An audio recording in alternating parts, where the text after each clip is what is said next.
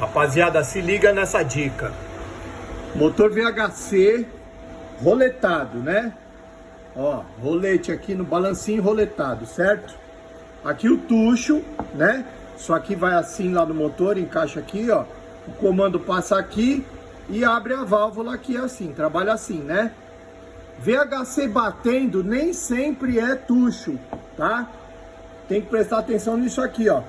Porque os roletes de dentro, eles gastam e aí gera uma folga aqui dentro, aqui no rolete, aqui, ó, tá? Aí, ó lá, ó. Não sei se vai dar pra ver, ó, mas ele tem uma folga aqui, ó. E aí quando o comando passa aqui, ele vai bater no rolete. Em vez de deslizar aqui em cima, né? No Rocan, no Volkswagen, nos VHC aí da Chevrolet, tá? Então às vezes você escuta um barulhinho de válvula lá, você fala, ah, é tucho que tá ruim. Você precisa desmontar e examinar o balanceiro, tá? Porque, ó, só de chacoalhar ele, você sente que ele tá batendo. Você pega o novo, ele não tem essa folga, tá bom? Dica aí para todos os que usam balancinho roletado. Falou? E como que a gente faz isso daí? Dá uma olhada, ó. Você vai precisar dessa ferramenta, tá? Para encolher a mola lá, ó. E aí aqui, ó, já tá com o balanceiro novo, tá vendo? Então aqui você tira e coloca o balanceiro com essa ferramenta. E aí você vai fazendo um por um, tá? Então aqui já, ó, o balanceiro novo.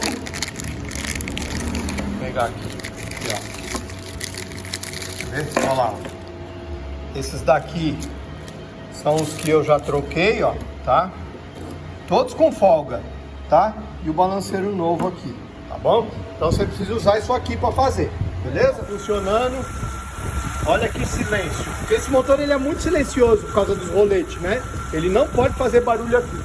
Se faz barulho, tem que ver o que é que tá acontecendo. Isso aqui gasta, tá? Então, é isso aí. Trocar os roletes, às vezes você vai fazer um trabalho aí e não examina, você tem que fazer o quê? Lava ele com gasolina e olha essa folga que tem aqui, ó, tá? Essa folga aqui, porque os roletinhos que tá aqui dentro gastam, beleza? Então é isso aí, mais um BO resolvido. Valeu!